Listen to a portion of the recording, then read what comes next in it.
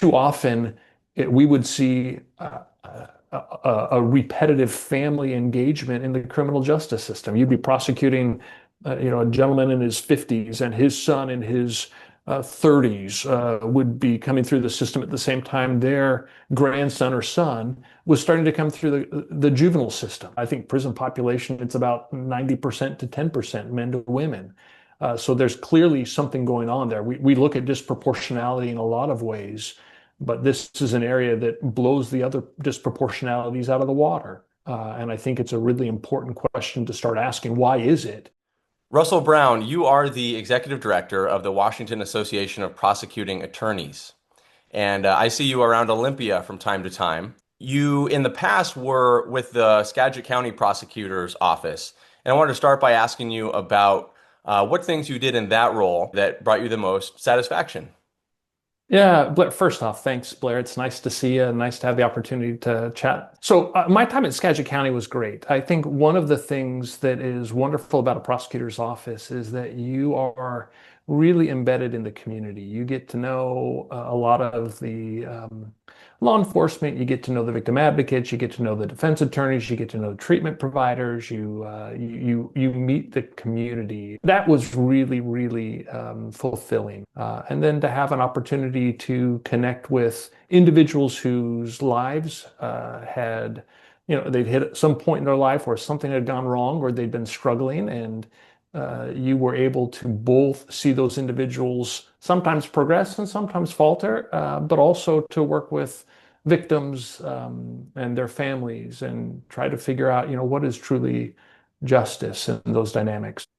How does that compare with what brings you satisfaction about your role as the executive director of the Washington Association of Prosecuting Attorneys? I end up working with the 39 elected prosecutors, and for me, that is really fulfilling. Each office has unique challenges. They have some of the general successes and the general challenges, and yet everyone is a little bit different, and communities face different experiences. And so, having the opportunity to interact, figuring out how to best assist them. What is it that we can do on a state level to help try to address some of the challenges they're seeing on the ground? You testify on a lot of bills, and every year I am amazed to see you in hearing after hearing and think, how could he and his team, I assume you have some help, possibly be reviewing so many bills and come so prepared? And often I find that your perspective that you share along with maybe someone who's speaking for the Washington Association of Sheriffs and Police Chiefs, it's often you two who have a particular perspective, and you might be the only ones representing that perspective. And so if you're not there and if you're not prepared, that perspective may not be articulated. Do you get the sense that the effort that you put in testifying in those hearings, as well as all the relationship building and meetings with legislators behind the scenes, is making a difference? I think the dynamic for the prosecutor's perspective or law enforcement perspective is certainly not a universal perspective. And so I think you're touching on something that it does often feel like you're coming in to testify, and there aren't very many people there who share the same thoughts. I do find satisfaction in trying to improve a bill. I think that's something that I've really grown to appreciate. I think when I started, it was, hey, this is either a good bill or a bad bill. And I think the legislative process where everyone can have an input and you can make improvements and you get multiple opportunities to say, hey, here what's coming through. This isn't maybe as good as what we would like, or maybe it even has some things in it that we outright oppose. But we can tweak this and we can modify this. And as it goes along, some of those rough edges get smoothed out. Now, they don't always end up in a way that we would totally support. And sometimes there are bills that we can't support and have been grateful haven't survived. But that legislative process, I think I've been over time impressed with the ability to just make incremental changes. I assume that to some extent you're calibrating how much effort you put into advocating on a particular bill with how likely you think it is to pass, as well as how big of an impact it would have. Yeah, I think that's accurate. And I would add one other factor in, which is also your maybe political capital.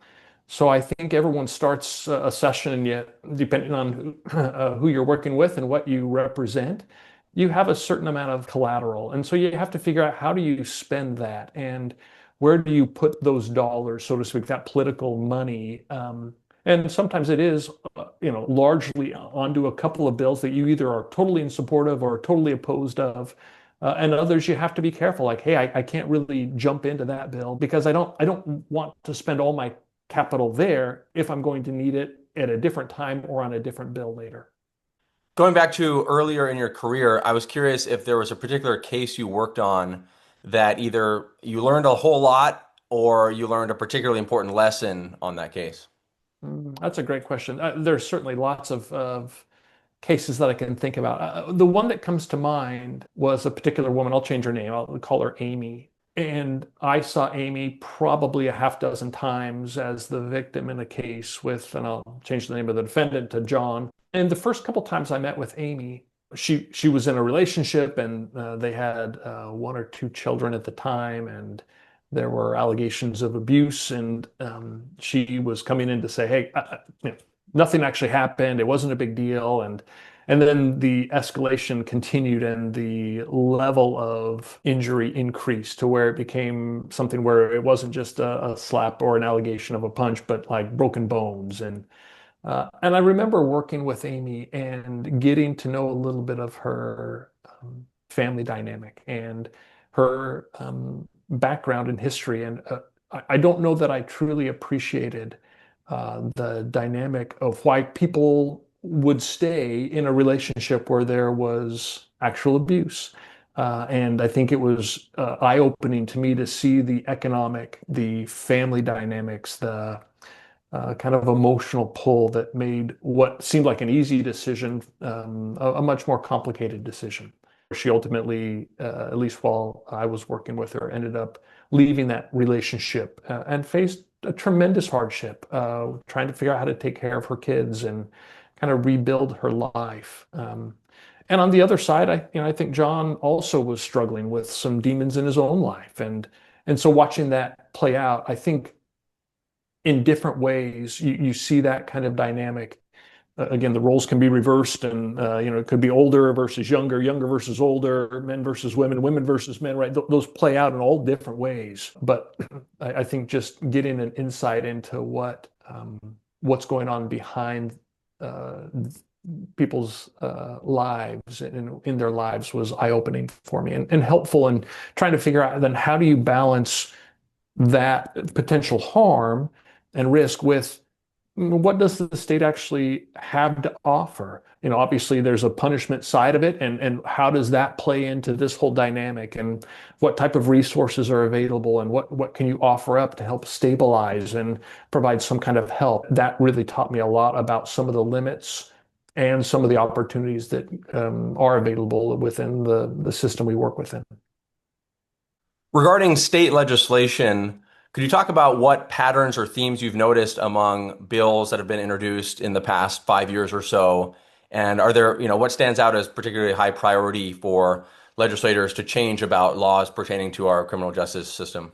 It's interesting. I think we've seen a dynamic change throughout the criminal justice system in Washington over that period of time. And I think you could look at a few factors. One of the ones that stands out probably most significantly to me is the desire of legislators to change policing in Washington.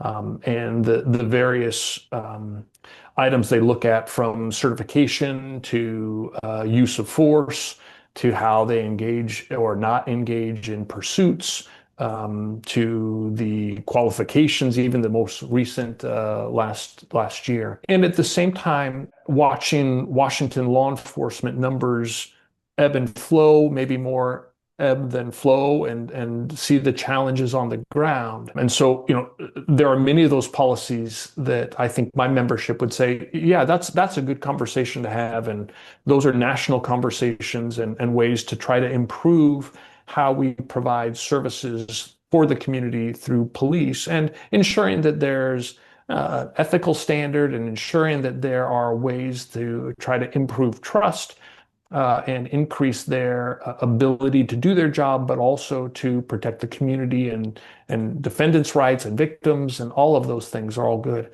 At the same time, I think you also hear from law enforcement that much of that felt like an attack, and much of that felt like they weren't as engaged or involved in those conversations, and sometimes intentionally left out. And then I think you look at what has it done? Has it improved policing in Washington? And I don't know how you completely define the success there. But it certainly is something when you look at the overall numbers or the reports of law enforcement, anecdotally, you certainly see a lot of law enforcement saying that they're kind of done. I think we see in our communities, at least collectively through the prosecutors, that they have a lot of turnover and law enforcement don't feel very supported. So I think, that's one of the issues where the issue may have been the right issue to look at, and whether it was handled the best way or the language was most appropriate. I don't know, because it sure seems to me that those changes I don't know that they've improved confidence. I hope they've improved confidence in the community. But I also know that it's taken a real toll on our law enforcement, which again, are kind of the front line of what happens in our criminal justice system. To again, from leading folks through diversion, through having folks engaged in community who can see the trends and know the business owners, and get to work with juveniles and see them, and have an idea of what the community is doing and not doing to try to figure out how to help them. When you limit the numbers of law enforcement, it can add additional strain on the system. Is there any particular law that stands out to you that the prosecuting attorneys, community, statewide generally agree should change? Yeah, I think the one that I would probably highlight is tied to victim services. A few years ago, the legislature did away with a mandatory victim penalty assessment. In every felony and gross misdemeanor case, there was a certain fee that was mandatory, and each defendant had to pay that. And it would go to fund victim services in a prosecutor's office, or a program directed through the prosecutor's office to protect and serve victims and witnesses. When that went away, the state assured prosecutors that they would fully fund that, kind of backfill that. And that has yet to be done, and it's been devastating for prosecutors. At the same time, I think across the state and across the nation, we've seen a decrease in funding for victim services, both within a prosecutor's office and in the community. And I think that it plays a tremendous role, if fully funded, to help take care of victims, or the witnesses, particularly victims and their families who have suffered, to prevent a cycle to occur, right? I think of going back to my earlier conversation about Amy or other people in those dynamics, right? When you have a family dynamic, or in a relationship, there's some kind of abuse, or there's some kind of criminal conduct going on, and you've got kids involved. You want to ensure that those children grow up in an environment where there are healthy relationships, and role models that, again, we're all imperfect, but giving them an opportunity to be successful in their own right. And too often, we would see a repetitive family engagement in the criminal justice system. You'd be prosecuting, a gentleman in his 50s, and his son in his 30s would be coming through the system at the same time their grandson or son was starting to come through the juvenile system. And looking at that, thinking, boy, how do we prevent that? And I think one of the ways we look at that is, where does it start? And if you can take a look at those initial incidents, right, what can you do to try to do some wraparound? And how do you prevent the recidivism so that those children don't grow up and follow that conduct? Again, that's not always how it works, but it felt like anecdotally that we saw that a lot. And I should be clear that the state has input a stable fund, but it's about a third of what we were collecting previously. And then just recently, they attempted to use some money through a domestic violence co-response fund to kind of do some backfill. So this last year, there's potential for some of that backfill to be covered, but it's not stable, it's not long term, it's not consistent. And so this last year, it was grant funding. and it only is effective if enough people get married and pay the enhanced marriage fee, that money could be available. It's really hard to build a program when you're telling people, hey, I'd like to hire you, and I have enough money to last through the next 6 months. People just aren't interested in that. So it's hard to sustain. And so many of the offices that had effective advocates in their office have had to let those advocates go. And again, they weren't able to do everything that I think they should have in the first place. But when you limit it, there are many communities where they're saying, hey, I'm not even going to send an advocate unless you're talking about a felony violent case. So your misdemeanor cases where there's potentially some very serious conduct going on, or your property crimes where you're a victim of a residential burglary, right? We're just not going to provide anyone to help you work through the system that is already complex for the attorneys and the judges who are working in that system. It's interesting that you mentioned the bill that added a $100 fee to marriage licenses to then Mm. fund the DV co-responders, because that's one I've been following. And that $100 fee was like a pretty percentage-wise, quite a large increase on what it It was a formerly cost significant, yeah, to get a marriage yeah, license. And so yep, I just want to ensure, as someone who's experienced domestic violence from a woman, from ex-wife, and who has seen some yep, bias in the realm of training and factoids and just false information that's put out there about domestic violence. I've been yep. following that, and I might do a story in the future where, I just want to be able to document that we're not charging people to get married, and that money then goes into an account that funds a gender biased implementation of domestic violence co-response. Yeah.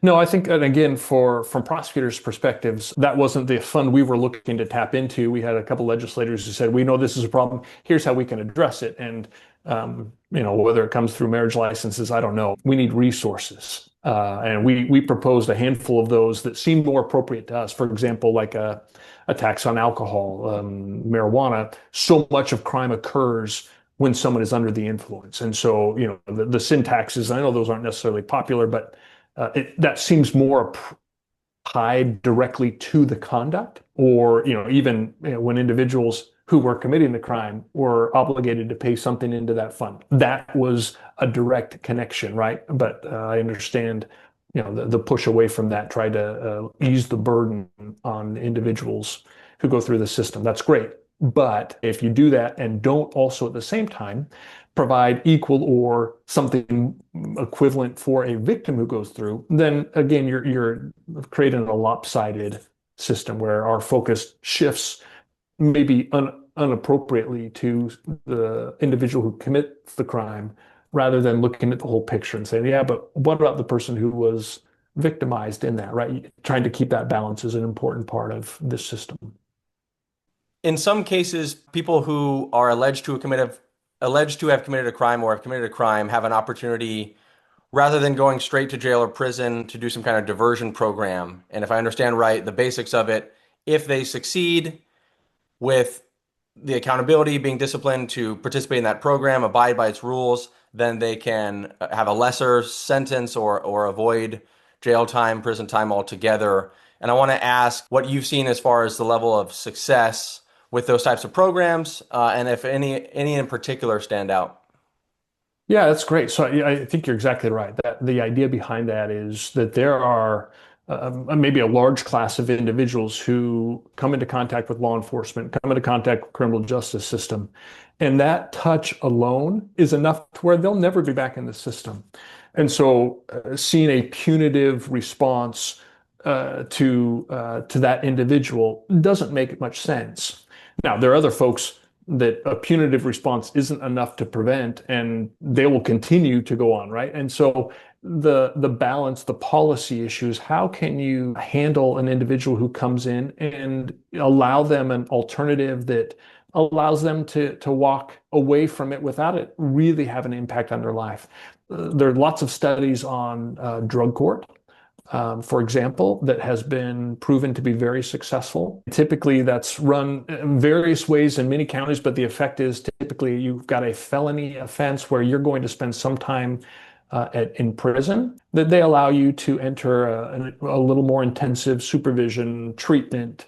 You're staying in the community, working with folks there, and over a course of typically a couple of years, you work through that and graduate. And often that means your case is either resolved on a much lower charge. Sometimes those cases go away, but in all circumstances, it is a much more rehabilitative approach for a targeted group of individuals. And those have been studied by the Washington State Institute for Public Policy for many years and proven to be something that is very cost effective. It brings value back for every dollar spent. It brings, good value. Some of the other programs that we've tried don't. They're very expensive and they don't bring the same value back.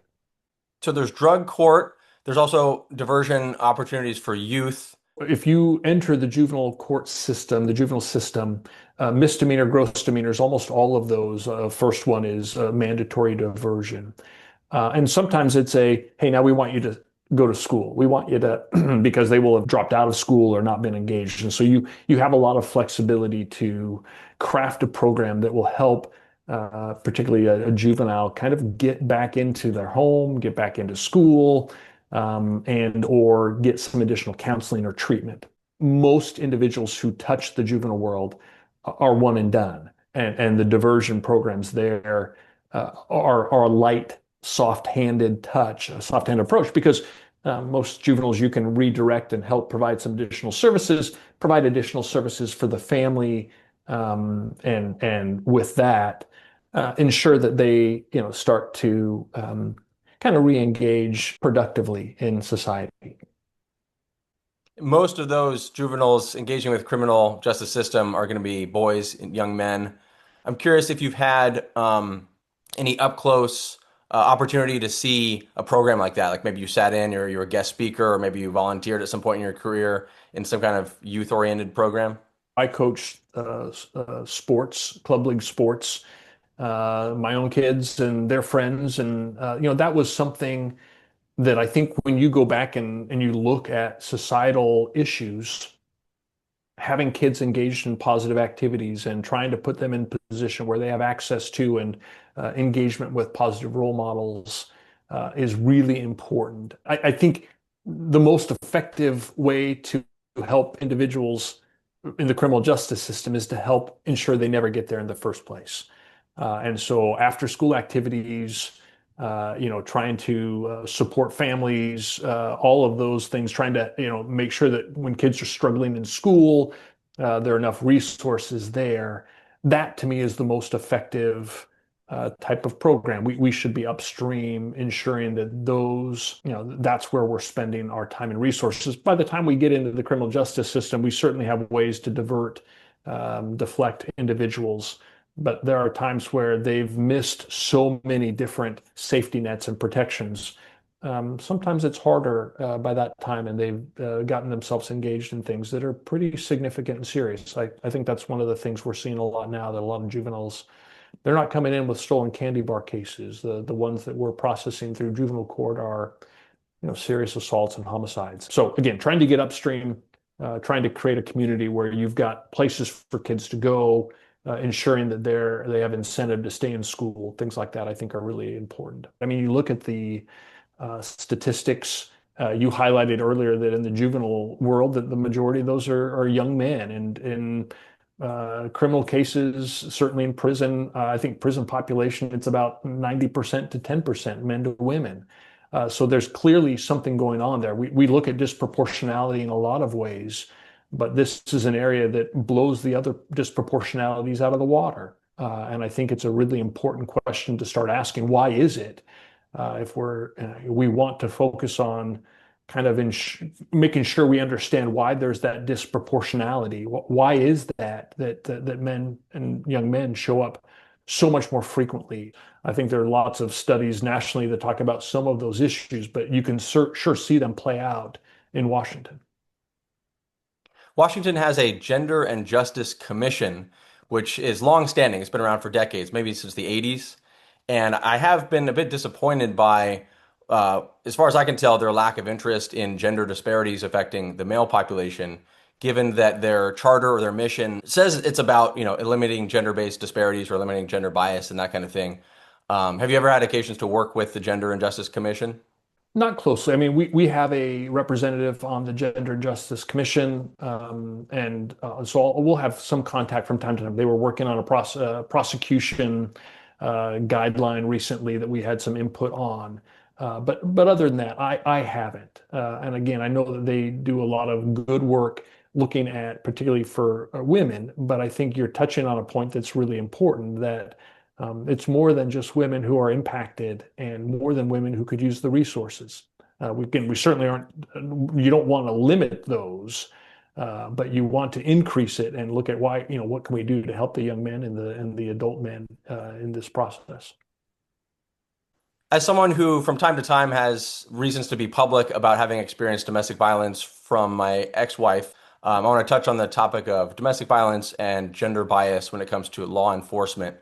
My perception is that those who believe that whether we're talking about police officers or courts, sometimes don't carry out their work in a way that's free from gender bias, particularly when it comes to intimate partner violence. I think they have good reasons for saying that, though I think more so in the past. I think things have improved. And so I wondered if, what you'd say to men who believe that in our state, Yep. men, have no shot at being treated fairly when it comes to intimate partner violence. Yeah, that's a great question, and I haven't been in a courtroom for a number of years, but during my time practicing, I didn't see that, and I think over the years we've just been much better. We've become better at diagnosing and understanding what happens in an abusive relationship and being able to see that. I think law enforcement receive better training. It's a lot more. That idea is a lot more prevalent that that this certainly could be both directions. You could see. I think there are certainly people who always believe it's just a man who would abuse a woman. There are certainly times where women will act out against a man, and there's a cycle of violence, and there could be times where a woman does that as a way to prevent a larger potential assault. But that's not always the case, and certainly you have women who do assault men, and I just think there's a lot more understanding of that dynamic today than there was in the past. And again, anyone who feels like that's not going on, I'd certainly welcome feedback or comments. I don't speak for law enforcement, so we see things after the fact, obviously, but that is critically important that things are properly investigated.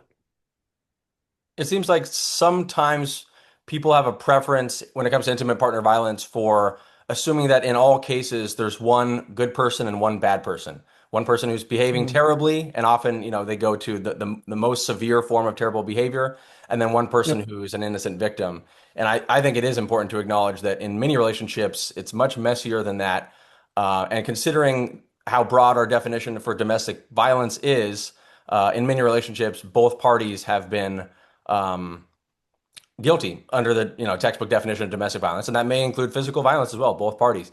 So there's a whole range where in some cases there is an innocent party and someone who maybe with a personality disorder or other kind of seemingly pretty inherent flaw is just really abusive and incapable of being in a healthy relationship.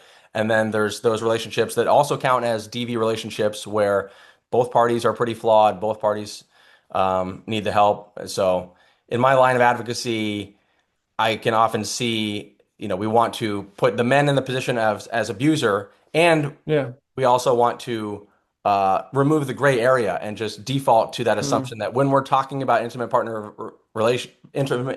violence relationships, Yeah. we're always or almost always talking about the guy who beats the woman and the woman's cowering in the corner. And statistically, from what I've seen, that's such a small percentage of the overall relationships in which you would say there's DV present. Yeah. Yeah, and it's hard. I think in practice, right, you do see more of that. You do see more, at least from a prosecutor perspective, you see the more where a man is assaulting a woman, right? That is the classic. And the ones that make it all the way to you, right? That's But then correct. when you compare it That to like population surveys, like from the CDC, that's where you get, way different visibility yeah. to certain groups. Relationships are complicated, and I think it's also one of those things where trying to understand what happens behind closed doors is really difficult and messy, I think, is an appropriate term, right? Humans are messy, and those relationships, the type of physical abuse that we would see at a prosecutor's office. Again, I also want to be careful that I rarely saw a woman beat up a man, but that happens, right? Or assault. And then you've got the physical dynamics. Typically, the man is bigger and stronger, and that's not always the case. And it's also not fair that a man should, just because he's bigger, that if a woman assaults him, that isn't also a crime, right? Those things that's not appropriate either. We shouldn't allow that. I noticed that before you became a lawyer, you did international studies, a bachelor's in international studies, and I was curious if you maintain any interest in international things. Yeah, I do. I think the international studies for me was interesting because of the comparative analysis. I also think, one of the interesting conversations we've had over the last few years is comparing criminal systems, right? What does it look like to be in, for example, Norway? And what dynamics are you playing out? I've listened to a lot of legislators talk about, well, internationally, Washington or United States, we have mass incarceration, and I think those are issues you have to grapple with. And one of the challenges is, we'll look at Norway, and Norway has this incredible system, or at least some people say incredible system in a society where there's a safety net and a more cohesive environment than we have here. And so trying to make those comparisons can be challenging, right? Should we look just like Norway? If we had the success rate of Norway, that'd be fantastic. Our inputs are different. Our outputs are different. And so I've really enjoyed that comparative analysis and broader than the United States, looking at, for example, why is Miranda important in the United States? And yet, for example, in England, you can coerce or encourage people to talk because of the way you set up your criminal system, right? So you can't necessarily adopt the same practices that other countries use, but there are things to learn from those other countries that we can bring here to try to make improvements. So I think for me, that is still interesting, because I mean, within even the United States, we're very different, but you go outside internationally and you can see different things that are very effective and other things that are really not effective. And it makes you very grateful to live in the United States, where as many problems as we still have a lot that goes really, I think, in the right direction.